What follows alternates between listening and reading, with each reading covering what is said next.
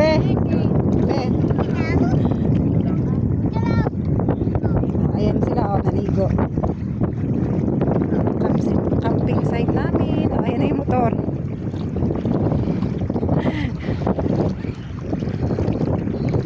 Ayan, tapos na kami mag set up ng tent.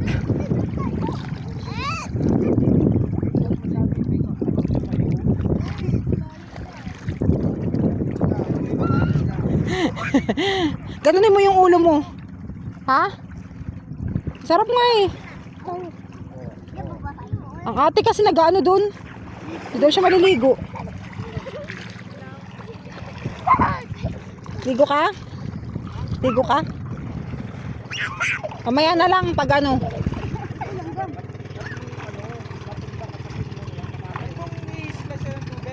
Magandang banda dito lang. Malalim na dun.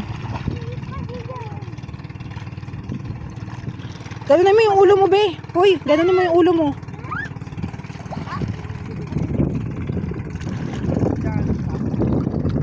Okay.